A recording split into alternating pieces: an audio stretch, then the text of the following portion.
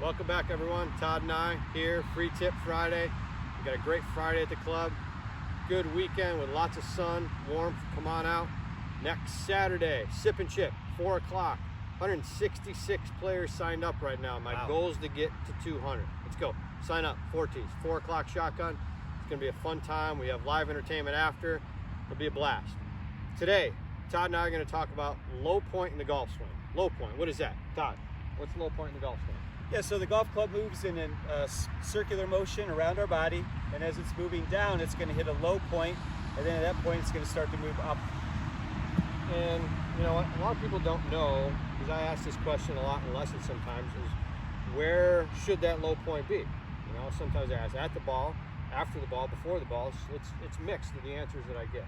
Yeah, you think of, most golfers have this idea that they have to try to almost help the ball up in the air, right? And if you think of the loft of the club there's plenty of loft on the club to get the ball up in the air. As a matter of fact, like a normal 7-iron has about 32, 33 degrees of loft, and when you look at the launch angle of what the best players are, it's usually half of that. They're usually launching the ball at much less number, the angle off the face, than what the actual loft is. So you don't have to try to help it up. If anything, you want to almost just stay low. Yeah. Best players in the world. Yeah. You know, their low point after the golf ball. What do you know about how far after the golf ball that low point is? Right, the best players in the world have the low point roughly about 4 inches forward of the ball. And then there's a correlation between the low point, where that club's hitting its lowest point, and the skill level of the golfer. As it moves backwards, generally the handicaps start to go up, to where at an 18 handicappers, low point is about 1.5 inches behind the ball. So why don't we do this? Why don't you take a swing just to show us that bogey golfer, that 18 handicap, and where their low point is. It's very important here. I know people, you hear from time to time, hit down in the golf ball. That's not necessarily the case. You don't really want, sometimes you'll hit even farther behind the golf ball. You want to let the body do the work. But, Todd, why don't you show us 18 handicap, average low point, what happens in their golf swing? Right, so generally the higher handicap golfer has a fixation on hitting the ball. And so then they've been told to kind of stay down, keep your head down. Their head down, right? So stay steady. So you see a lot of this, right, where they're kind of here and here, a lot of that type of movement, where there's not a lot of pivot.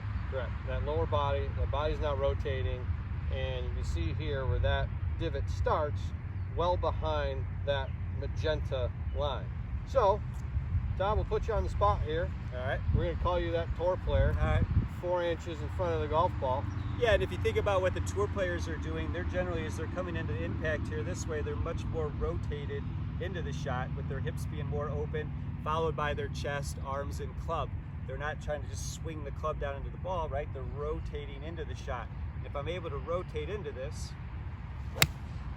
turn, rotate through it. Did you hear that sound? That was a good sound.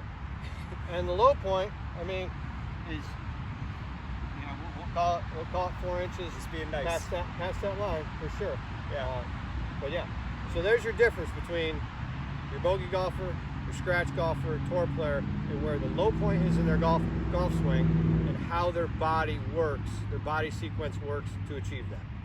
Is that it? That's it. That's it. Simple. We'll see you next week. Free Tip Friday.